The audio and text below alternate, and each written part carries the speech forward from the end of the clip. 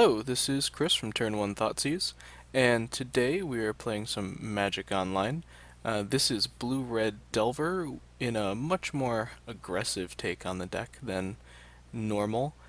Posted this list a little bit ago on our Twitter feed, and it had some really good results against non-Eldrazi decks. Against Eldrazi, it was 4-3, so which I was actually impressed with. I didn't think this thing would stand that much of a chance. But against the rest of the field, did fairly well, and we do now know that Eldrazi is going to get nerfed at least a little bit, so don't have to worry about it too much. Against the rest of the field, this deck actually felt really powerful, with tweaking here and there. The cool thing about this deck is that it is so customizable, and this is just one version, so definitely keep that in mind as I run through some of the card choices.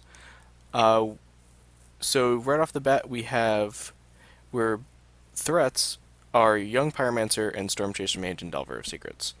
Delver of Secrets is pretty self-explanatory. It's a 1-drop, turns into a 3-powered flyer, and the only downside is we have to run a ton of instants and sorceries. So that's great, and it works really well with Stormchaser Mage and Young Pyromancer.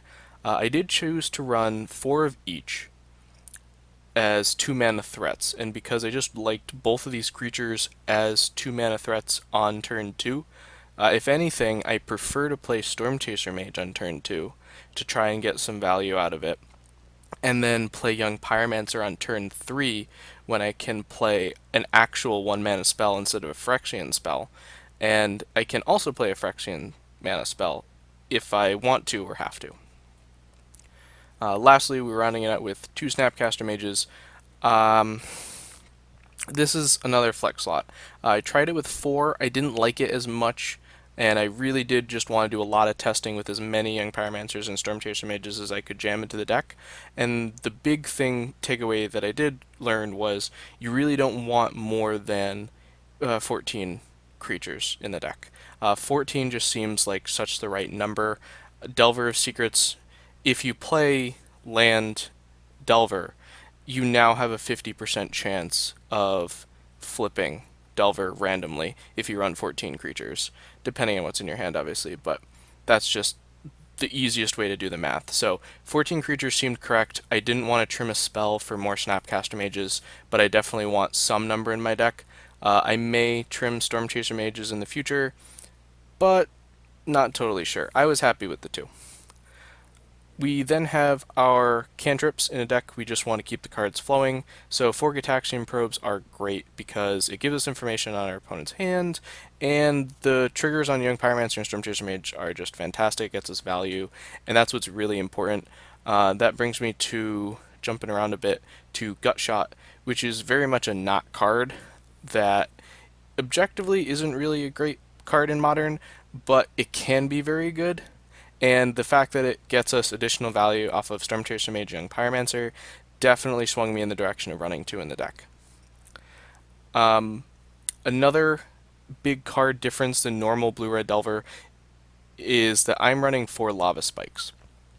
My decision to do this was once again built around the fact that I want to go turn 2 Stormchaser Mage, turn 3 Young Pyromancer proactive spell, and if I can go Stormchaser Mage, Gitaxian Probe, turn 3 Young Pyromancer, Lava Spike, that's just a lot of damage and a lot of value, and it's a board state that my opponent's going to have a hard time dealing with, and it does leave back this token chump blocker that I can always get more value out of, or just keep amassing a Young Pyromancer army.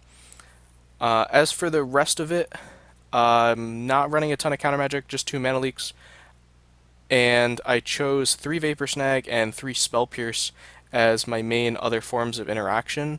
The rest of the list is a fairly standard Blue-Red Delver shell, Serum Visions, 2 Electrolyze, 4 Bolts, and of course 4 Delver of Secrets. For the sideboard, jumping over here quick, I wanted something for Graveyard, so I'm running 2 Relics. I definitely need stuff for Affinity. Our Affinity hate is 3 Smash of Smithereens and 1 Vandal Blast, because I do actually really like Vandal Blast against our Affinity opponents, but I also wanted to make sure I could get damage in, and Smash is better in matchups besides Affinity as well. Smash the Smithereens isn't bad against sometimes Tron. If we're on the play and they go turn one map, we can sometimes just smash to set them back and also get in damage. So I definitely like having a bunch of smashes. I have one roast. It was great for me and in testing, and you'll kind of see in the videos. And for extra counter magic, 2 Dispel and a Negate, I definitely wanted 2 Dispel and a 75.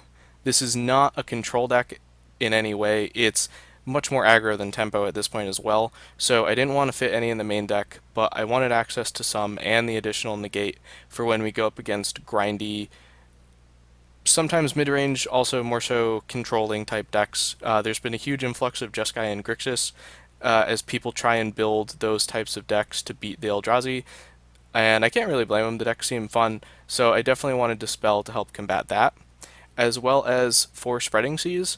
The Spreading Seas are awkward in this deck because it's not an instant or sorcery, it won't flip Delver. It does trigger Stormchaser Mage, which is nice, but that's about all it does. Really, it's just a proactive spell, it cantrips, and it can mess up our Eldrazi opponents sometimes. It only really helps when you also have a clock. We are a deck that is going to be taking really good advantage of that.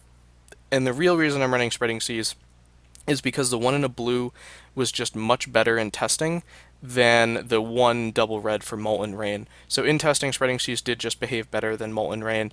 When the format maybe not necessarily slows down but goes away from Eldrazi again, Molten Rain might be the much better choice, but I'll have to wait and see. And lastly, I have a Thassa. I like putting Thassa in decks like this because I like bringing it in against decks like Grixis and Jund and pretty much anything mid-range because it lets you scry every upkeep. Very rarely are you ever going to turn it into a creature, but doesn't really matter. Sometimes it might happen, and even more so, sometimes 2 mana to make a creature unblockable is exactly what you need. Late game, sometimes it'll just turn Young Pyromancer into 2 mana, 2 damage, and when you're in a grindy matchup, sometimes that's just all you need to finally get there. So that is the deck. Had some pretty fun games with it. Would definitely recommend. This is the first MTGO video series that we as Turn 1 Thoughtseize are doing. So definitely going to be a little bit more rocky. I think I hit like the mute button on my keyboard once or twice. It didn't affect like microphone overlay, but like the MTGO sound effects go away for like 30 seconds. But all those quirks, it's been a learning experience, and we just hope to keep making the best modern content we can. That said, if you have any criticisms or more importantly suggestions as well as what you want to see us play, that would also be super appreciated because we just want to make the content that people want to see. So that said, super sweet deck. I really enjoyed it. I do encourage people to take this and tweak it and build something that they'll enjoy. And that said, see you in the games.